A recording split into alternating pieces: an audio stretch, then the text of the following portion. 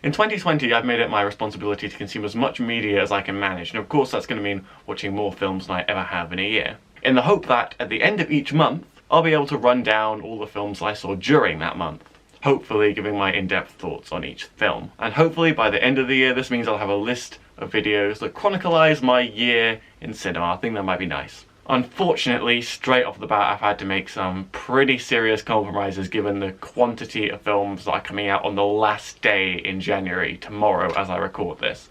Although not tomorrow when this goes up, there's no way I'm getting this up today. Films like Queen and Slim, A Beautiful Day in the Neighborhood, Richard Jewell, The Rhythm Section, and two of my most anticipated films of the year, The Lighthouse and Uncut Gems, all come out on that day, on the 31st. So unfortunately I've had to leave them out of this January discussion, this first installment. I just don't want to mess around watching all of those films and then still trying to get this video done at a reasonable time, that vaguely being the end of January, start of February kind of time when I'm hoping this goes up. I will talk about these films at some point, either in my February video or maybe in between this and the next one, who knows, but I will talk about them because I really want to talk about each one of those films. It just kind of depends how everything stacks up. It's also worth saying that even though I did say at the start I want to see as many films as possible, there are some that I just couldn't get to. The Turning, for instance, I couldn't get to this month.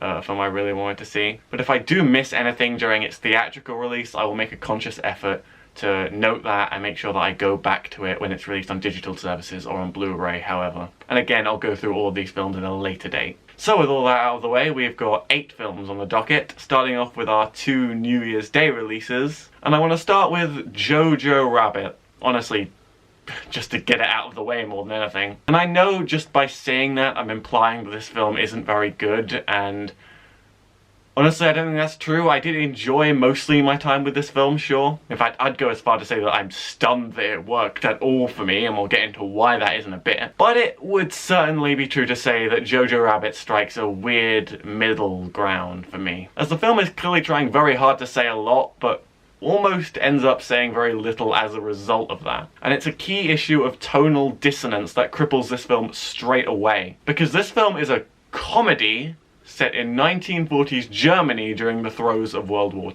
II, and spends its runtime generally meandering through whether it wants to be a satirical take on the Nazis, just a straightforward comedy making fun of the whole thing, or a bleak delve into the mind of a child and how the world around us can drastically shape our view. And I think it was kind of trying to be all of these things at different points of the film, but it's kind of hard to tell when the joke ends and reality begins, if you get me. Now, to illustrate this properly, look at the relationship between Jojo and Elsa, the Jewish girl who Jojo finds living behind his walls in his house, who actually threatens to kill Joe after their first little confrontation, and yet Joe's curiosity keeps him coming back as he sees his idea of Jews and Jewish culture unravel before his very eyes. And I have a serious question about all of this. It's not going to sound like a serious question, but I mean it deadly seriously.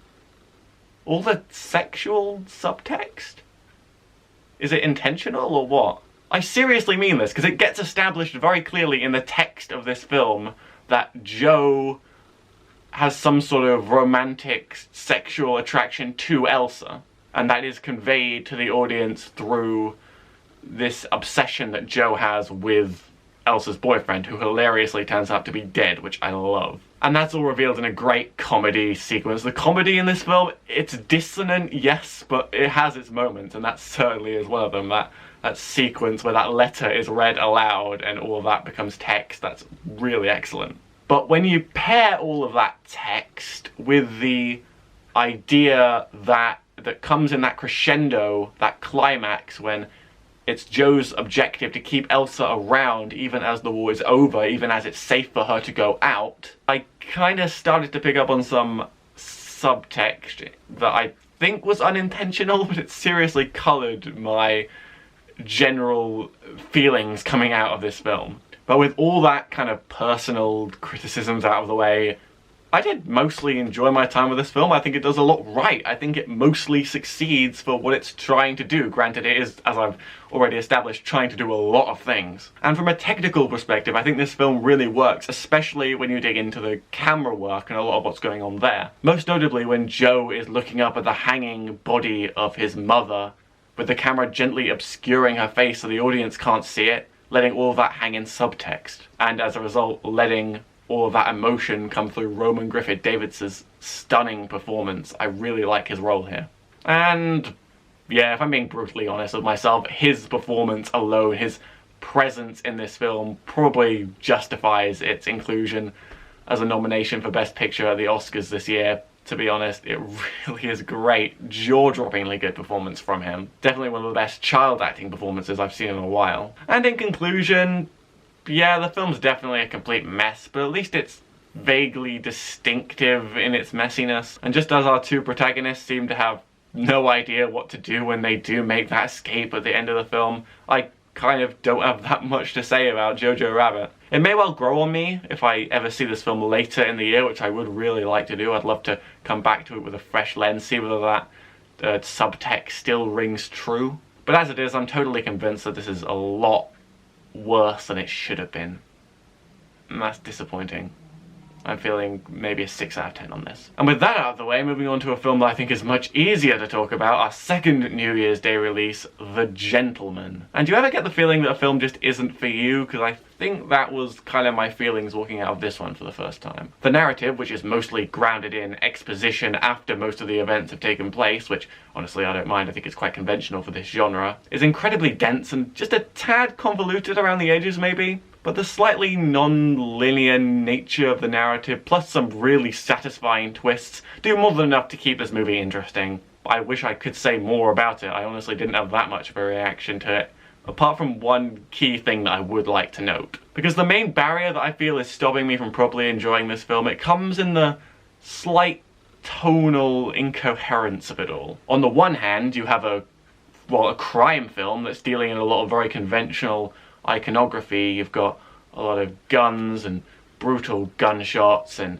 a lot of cash and a lot of drugs. You've got all of that conventional iconography, which initially suggests a mature audience for this kind of stuff. But equally, kind of in equal measure, on the other hand, you have a film that's trying to engage in much more youthful topics. I mean, after all, why would you include in your ending credits sequence what is effectively a mainstream hip-hop music video that's mostly targeting that younger demographic if you weren't to some extent trying to appeal to that audience yourself? And this clash of trying to appeal to one audience and equal measure trying to appeal to another, it results in a film that doesn't feel as mature and grounded as it really could have done. Not to mention the clash is unbelievably jarring from an audience perspective. Of course I get that the film doesn't necessarily have to be just one thing, but part of me feels like it's a complete lost cause for The Gentleman to try and appeal to a younger audience at all, when it's grounded in these mature themes. It's got all that going for it, it's got all that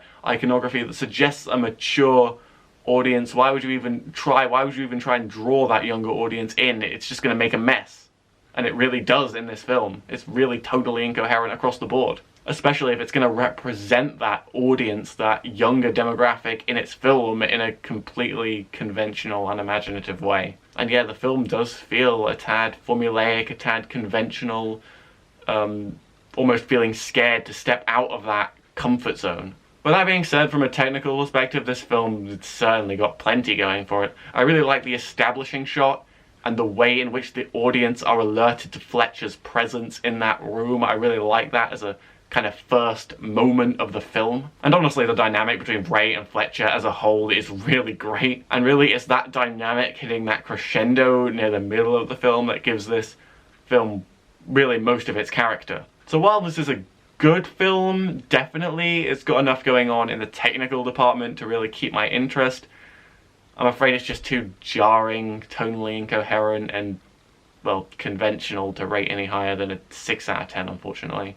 But with those two pretty good films out of the way, let's move on to something truly spectacular. And yes, of course I'm talking about Sam Mendes' new film, 1917.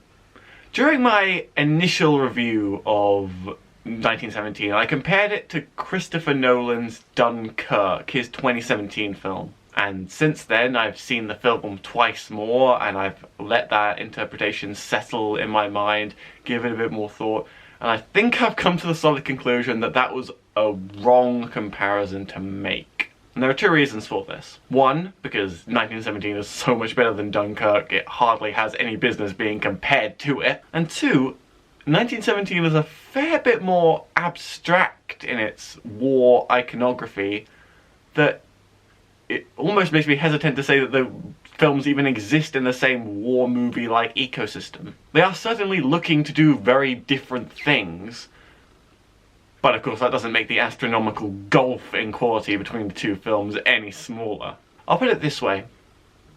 If 1917 doesn't go down as one of the classics of this decade, we are in for an amazing 10 years in cinema, and I'm really looking forward to it. To see any film, whatever it is, go up against this, because this is really special. And to just reinforce why I don't think that comparison that I initially made works, let's just talk about the two films briefly, just comparing them. Because I would say, yes, Christopher Nolan certainly knows how to make a solid war movie, and yes, Dunkirk is definitely a very solid war movie. I have a lot of respect for it. I love the narrative, I love the way it's all framed, I love the way that each timeline is effectively layered on top of one another. I think that's really great. I think that's a very unique way of telling that narrative that really works. But what Christopher Nolan did not understand about war movies is that to make a great war movie, you don't necessarily have to compromise that human core of your characters.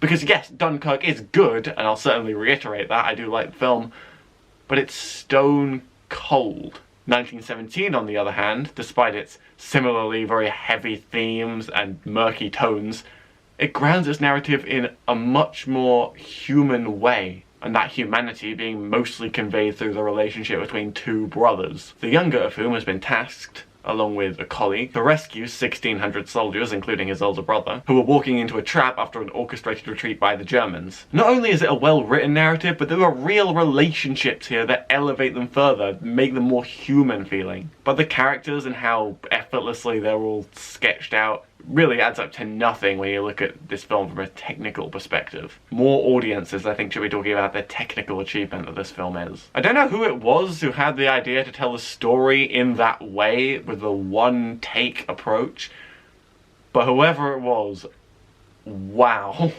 It seriously works, and they deserve all the credit in the world. And I love how everything about this film is engineered to unsettle and create that bleak atmosphere of war, whilst the film still continues to maintain that human element to it, that human core that really elevates it. And I am in absolute awe of the team who worked on the lighting and set design for that shot when Schofield enters Ekust for the first time, and there's so much fire and it's so blaring, but the set design is so pitch perfect, it's incredible. Not to mention the fact that George McKay is acting like his life depended on it. I believed absolutely every moment of his performance. It left me in tears every time I've watched it. There's a belief and a commitment, and again, I'll bring it up again as I have been doing throughout this review, the fact that it does not neglect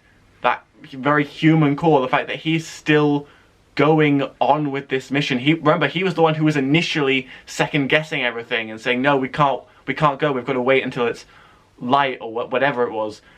And the fact that he's the one then standing there opposite Blake at the end, when really it should have been his brother, it's just amazing storytelling. The motivations of the characters really come through beautifully. And it is worth pointing out that there is quite a bit of blood in this film.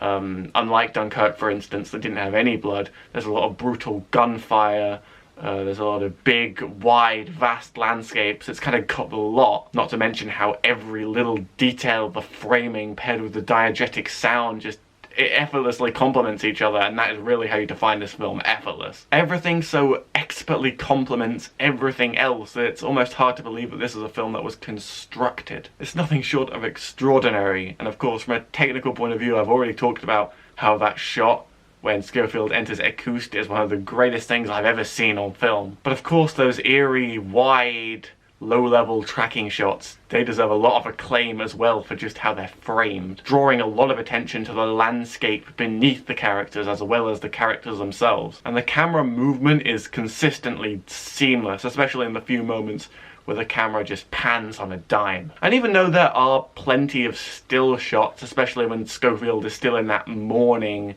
state, just after that big climactic event in the first act of the film, the use of handheld camera is still goddamn inspired. The camera is just never planted. There's always that uncertainty, that juddering uncertainty that comes through in that slightly stilted camera movement that's just so good. Again, everything is just geared to draw the audience's attention towards the brutality of the situation. Really, it all goes to highlight these characters' uncertainty about the future, especially in the face of what happens in the opening act of the film, that incident, and especially how that incident comes after the pair of them have negotiated that German front line, they've got through all of that wreckage, and yet what is waiting on them for the other side? Well, just this. Even as Schofield suggests, just putting the pilot app is misery. It's Blake's want and desire that ultimately leads to his demise, and consequently the entire events of the rest of the movie, where Schofield is having to take on that role of finishing what Blake started. Again, I've said it time and time again, but this movie just feels effortless in terms of how it foregrounds that humanity, especially in a really bleak situation. And all of that coalesces right at the very end when Schofield is talking to Lieutenant Blake about his friend and the whole situation. And don't forget the fact that he saved his life, and the combination of all of those things just makes that moment even more heartbreakingly beautiful. Again, the ending had me in tears when I watched it all the times I have. And so to bring this to an end before this just gets far too long, 1917 is the kind of amazingly, emotionally realised film that I'm not convinced will come around at any point later in the year, to be honest. I'll be very surprised if it does. We're in for an amazing year if we get another 1917. Honestly, so unfathomably raw that it's challenging to express. Amazingly good acting, technical ambition, and a narrative that honestly, in my opinion, leaves nothing to be desired. Without a doubt, this is the film to beat in 2020, and I'd honestly be surprised if anything does. Without a doubt, this is a 10 out of 10. And unfortunately, despite that massive high, we are coming back to earth with a bit of a thud, because the next film I want to talk about is Bombshell, a film that not only do I think it was a huge disappointment, given the actors, given the whole nature of what the narrative is, but it's also a film that shoots itself in the foot in terms of it having no idea how it actually wants to frame that narrative. This biopic, which is intended to expose Roger Ailes, the former CEO of Fox News, who sexually harassed the women that he worked with, and of course it was both written and directed by men, of course, is just frustratingly shallow and really quite confusing in its execution. Because the film starts off with one of our three main characters, and she's commenting on where she works, and she's giving the audience direct address as she does, which implied to me straight away maybe more of a fictionalized documentary format. Well, that could be an interesting way to tell the story. But unfortunately, it's not a promise that's fulfilled throughout the rest of the runtime. It's just a bizarre way to start the film. It frames it in a specific angle, and then the film just goes completely off the rails into a different one. The narrative just feels like it's set up in a way completely different to how it's actually told. And that might sound like a nitpick, but to me that is a pretty disastrous mistake. Other than that, the film just feels pretty meandering, pretty slow, and as I said before, pretty shallow in terms of its characters, jumping between some moments of actual drama and other moments of where there's seemingly no drama at all, which includes a random one-night stand that's crowbarred into the middle of the film that serves no purpose whatsoever for two of our characters. In fact, given the subject matter, it's extraordinary how impermanent a lot of the characters in this film really feel in terms of how they're written. Overall, it's just far too blunt and devoid of subtlety to carry much in the way of emotional weight at all. In other words, a real disappointment. I don't really have that much more to say about it other than it's a 5 out of 10 maybe. But if I'm looking for a film that came out recently and actually does have the teeth to challenge some really interesting subject matter, well, that'll be our next film, Just Merci. I highly doubt it'll end up as the best film you'll see this year, but it might just end up as one of the most emotionally moving. Honestly, I'd recommend this film on thematic weight alone. And make no mistake, this film will shake you to your core in its plain-spoken honesty, its documentary-esque approach to storytelling, and just overall how raw the film feels from start to finish. I think the guts of the filmmakers to present such a challenging idea with so much plain-spoken honesty, that deserves a lot of credit. Even if, yes, it does feel a tad predictable and undercooked at spots, yeah, sure. But it's still a sight to behold that, yeah, of course, got me crying more than once. But I think the thing I admire most about this film is the perspective that we see it through. It's a very unique perspective. A lawyer who is offering free help to prisoners on death row finds himself battling through the flawed systems, trying to help people who, both the systems and the people who are at the top of society, just don't believe are deserving of it. The conflict is amazingly well framed, and the film does not shy away from the very real flaws of those systems that got our main character to the point of wanting to help people in the first place. Although I do think the film could have been more willing to take more risk in terms of its narrative, because it does still feel a tad too conventional from a structural standpoint for me to give any more than just a very light 8 out of 10 to, but you're still absolutely going to want to see this if you haven't already. And lightening the tone a little bit, but still keeping it positive, I thought Bad Boys for Life was a big surprise for me this month. Simple in concept, sure, but surprisingly streamlined in execution. It was a huge surprise, not because it's anything that I would consider groundbreaking or mind-blowing, but just because it's surprisingly good at what it's trying to do. The final act of this film, I think, highlights this particularly well with its big action sequences, low-key lighting, and epic set design that still hits an emotionally satisfying note at the end, which I appreciate. And yes, sure, the film is certainly not what you might consider original, and the plot does indeed border on the ridiculous at times. But there is a relentless, captivating energy to this film that I think is mainly in part to the performances that people are putting in here. That just makes it one of the more respectable action films I've seen recently. And it also helps that the writing is good enough to give the characters some kind of unique personality, even if it is kind of unfortunate that some of the characters are so aggressively unlikable for seemingly no reason. With Will Smith playing Mike with a kind of magnetic charisma that's just undeniable. That, along with the film's willingness to explore themes of death, family, and new beginnings in a way that's gripping, if not that original, as well as some sequences where the humour certainly lands, make this film honestly well worth seeing. Certainly not one that everyone will enjoy, but I think for an overblown action film, this one's trying a lot harder than it probably needs to. And for me, it ends up working as a result.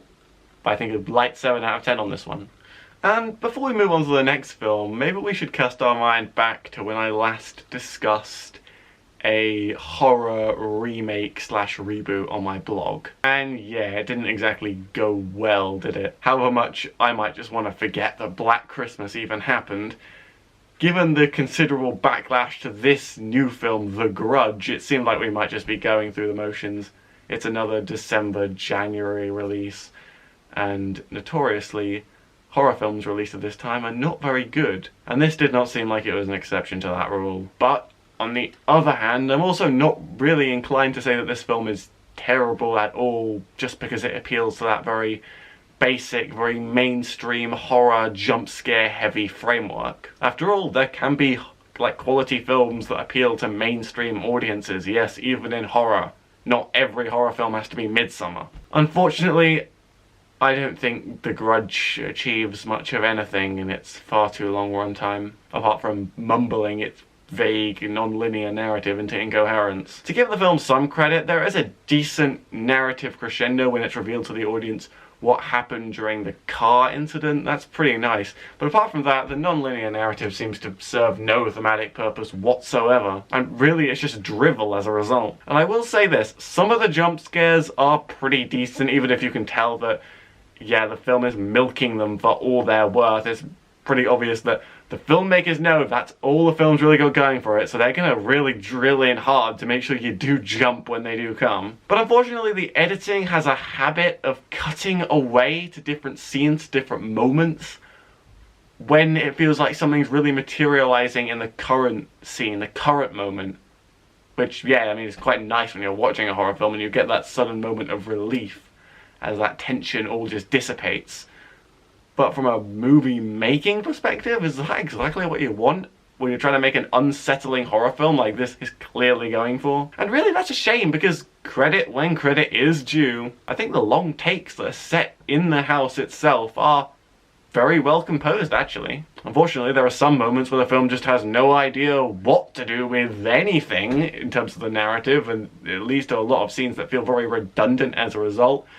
Especially the one where the dog is licking her leg and then wasn't. Like, seriously, what was that all about? And the film just ultimately feels like it adds up to nothing. And furthermore, what is up with some of the decisions that these characters are making? Why does our protagonist suddenly think she can save the day by burning the house down? And why is she walking around in the middle of the night turning lights off? That just seems really weird. And why is there that one scene where the spirit suddenly turns up in someone's hair? Like, was that seriously just for the movie poster? Because it kind of feels like that was just there for marketing. Doesn't really serve any thematic purpose. It never really materializes into anything much. Honestly, that's this film in a nutshell. This film is just so ambiguous and so lacking in narrative substance, and is overall just completely unable to sustain its momentum outside of some decent jump scares. And again, when the jump scares do hit, the film is going to make sure that you jump. It's going to linger on the close-up and then suddenly it's going to snap, but the film just has no idea how to sustain that momentum and keep that tension going effectively outside of those periods. And again,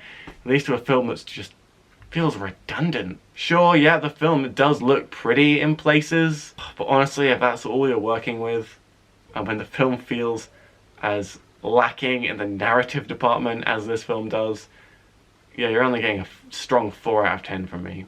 And now, hopefully ending this video on a high note, we've got the last film on my list today, The Personal History of David Copperfield. And honestly, this film should have been a lot better than it was. Despite some really great editing moments early in the film, which unfortunately just kind of fizzle out by the end, as well as some exceptionally fluid camera work that I do like, those technical things that unfortunately they can't save this movie from just being any more than kind of decent. And there's one key factor that I think that holds this film back, and that is, of course, its length. Make no mistake, this film felt a lot longer than its 2-hour runtime, and it's simply exhausting to get through. Not to mention it's nowhere near as dramatic as it clearly is convinced it is. There is one key moment of drama in the film during the storm scene, that when it cuts to the wide shot, it's shown to have just stopped. Like, there was a storm and then there was no storm. It was really jarring cut when it hits that wide shot. Not to mention the drama in that moment is between two characters that I'm fairly certain no one in the movie theater was properly emotionally invested in. It also occurs far too close to the end of the film to properly affect subsequent events. It's just kind of there. And that's a problem that plagues this film as well, not just its sheer length,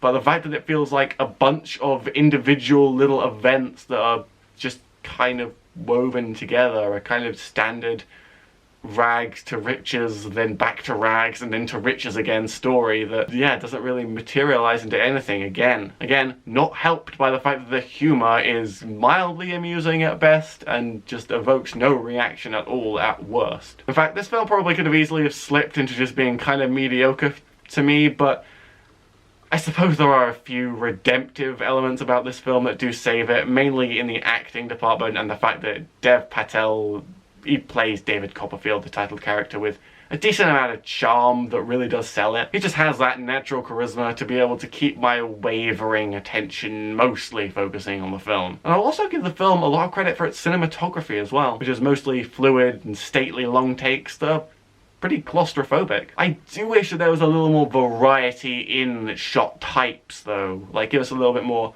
of the wide shots of London so we can get a little bit better of an idea as an audience what it's really like outside of the limited lens that these characters see it through. Bit of a nitpick there, but I would have liked that. But overall, this film has got character, yes, but not really much else, unfortunately. It's overlong, it's bloated, it's filled to the brim with humour that adds nothing, and at points I would argue even undercuts some of the drama, some of the tension that the film is trying to build, and is therefore no more than just kind of decent. I'm disappointed because this probably should have been great. I'm thinking just a light 6 out of 10 maybe. Thank you very much for sticking around and watching this from start to finish. If you have done, feel free to follow me on Letterboxd if you want a little rundown of the films that I'm seeing at the moment and will be seeing during February. And hopefully I'll be able to have an opportunity to talk about all the films that I discussed briefly at the start of this video that are coming out very shortly during my rundown of next month's films. So thank you very much again, and I'll see you in the February video.